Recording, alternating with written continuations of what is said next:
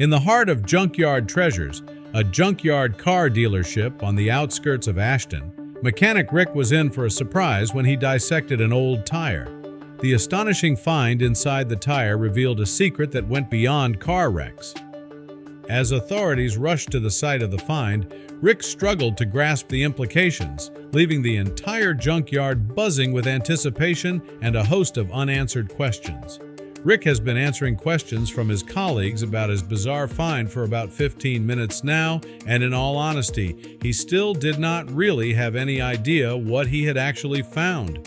But whatever it was, the whole tire was full of it. He wanted to inspect his find further, but after calling the police about it for advice, he was instructed to stay away until they arrived.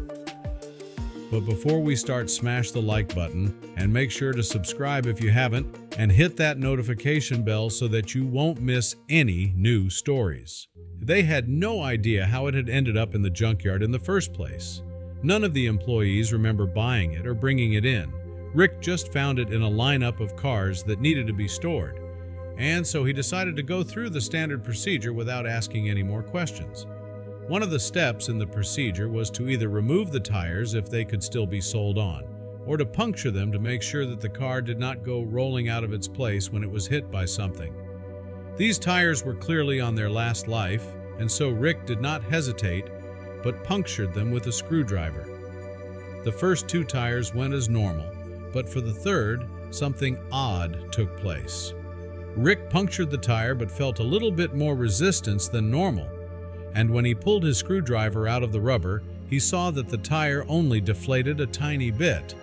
Confused, he stabbed it again 2 more times, but the same thing happened. This tire stayed mostly inflated with now 3 holes in it. That was seemingly impossible, and thus Rick got curious. He took out his knife and started cutting along the outside of the tire until he had managed to make a flap big enough for him to pull back. Only then did he see that the tire was not empty at all. It was filled to the brim with something he had never seen before. He quickly took a step back, fearing that he had found something he should have never seen. Scared of the prospect of being blamed for whatever this find was, Rick decided to not take any risks and just immediately contact the police. But after only 15 minutes of waiting, there was already a car that pulled up to the junkyard. This was not a police car, however. The employees were looking out at 2 big black trucks that looked like they could cross the desert with ease. These people were clearly up to no good. They got out of the car holding weapons and had tattoos that Rick could quickly associate with local gangs.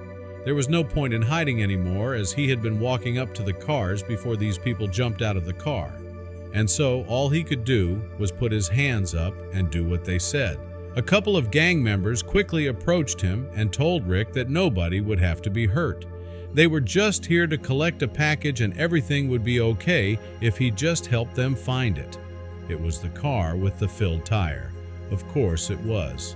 Rick knew that if he could stall a bit, then the police might be here in time to arrest these people.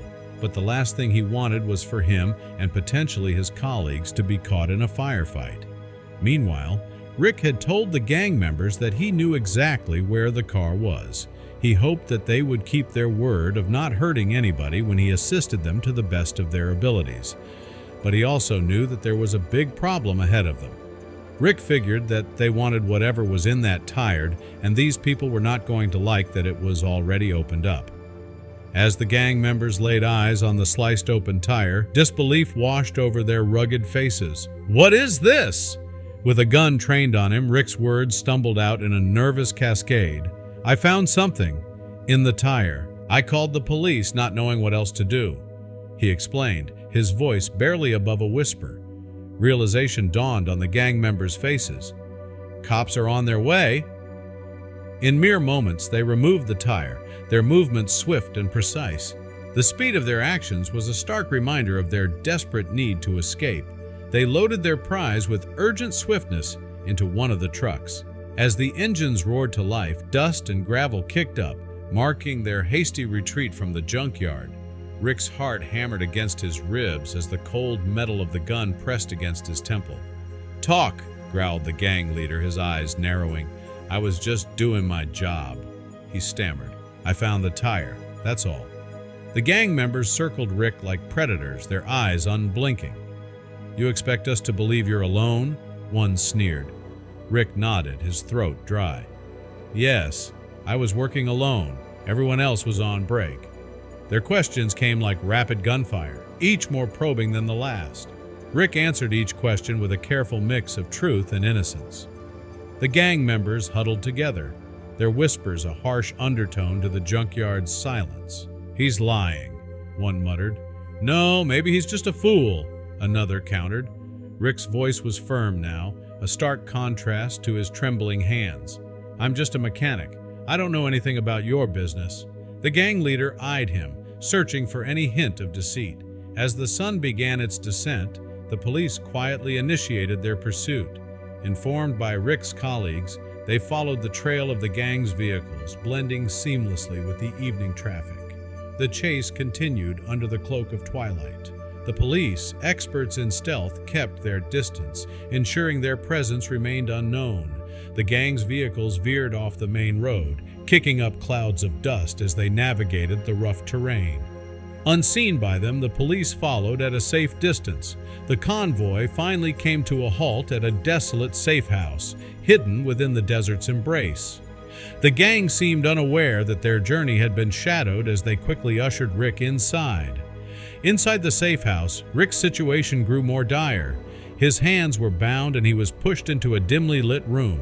The police, now mere shadows in the desert landscape, positioned themselves strategically around the safe house. Through the long night, the gang members remained on high alert. They took turns patrolling the perimeter of the safe house. The police, concealed by the night, maintained their watchful stance.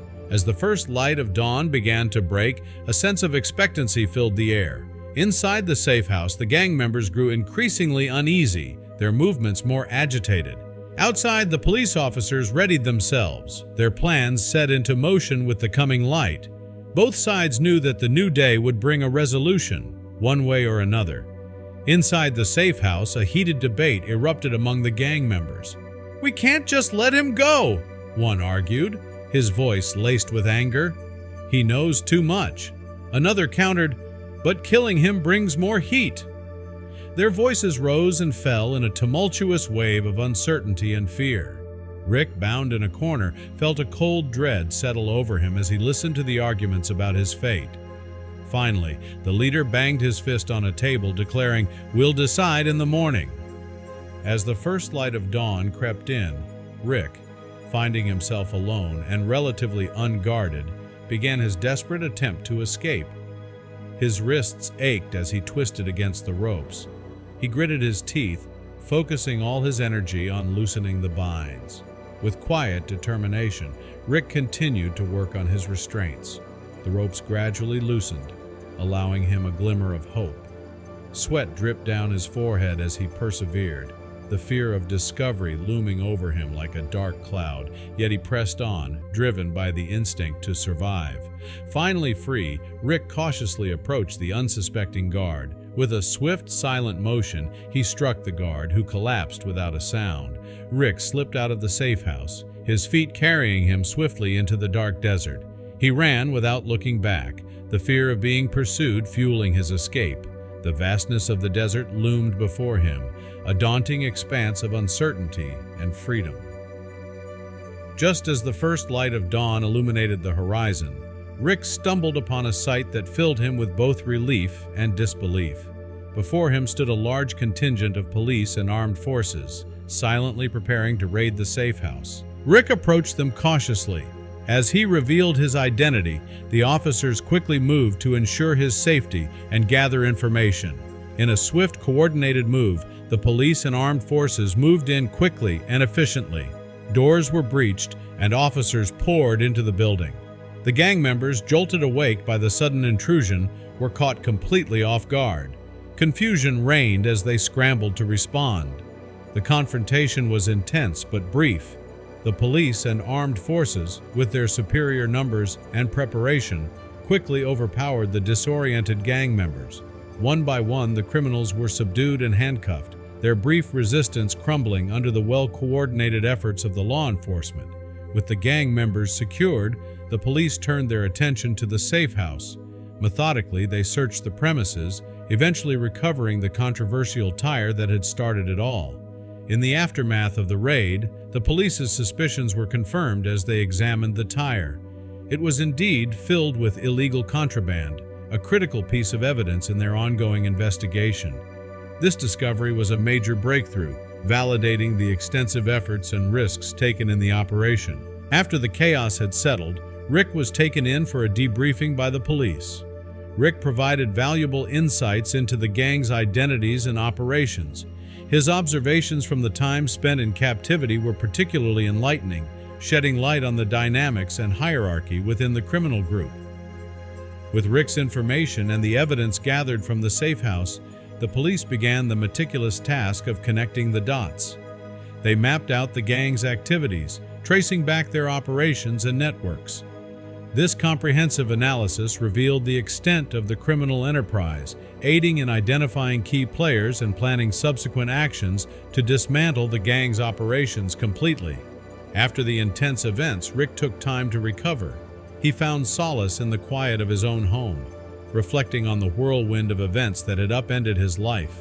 The ordeal had left a deep impact, and he needed time to process everything that had transpired. In the stillness, Rick began to come to terms with his experience, grateful for his safety, but forever changed by the ordeal. Further inquiries by the police began to unravel the broader network of the gang's illicit activities. The intricate web of criminal connections, once hidden in the shadows, was slowly being exposed, revealing a network far more complex than initially thought. As more details emerged, the integral role of the junkyard in the gang's operations became glaringly apparent. It wasn't just a location for contraband transfer, it was a central hub in a well-oiled criminal machine. The gang had relied heavily on the anonymity and regular operations of the junkyard to mask their activities, turning an ordinary site into a cornerstone of their criminal empire. In the following weeks, the gang members and their collaborator faced the full weight of justice. Courtrooms saw the end of their criminal reign, as one by one they were convicted for their crimes. The sentences handed down served as a testament to the severity of their actions and the tireless efforts of the law enforcement agencies involved. The local community, once living under the shadow of the gang's influence, breathed a collective sigh of relief. News of the convictions spread, bringing a sense of closure and safety that had been long absent. The community began to heal, its residents now free from the fear and uncertainty that had once loomed over their daily lives.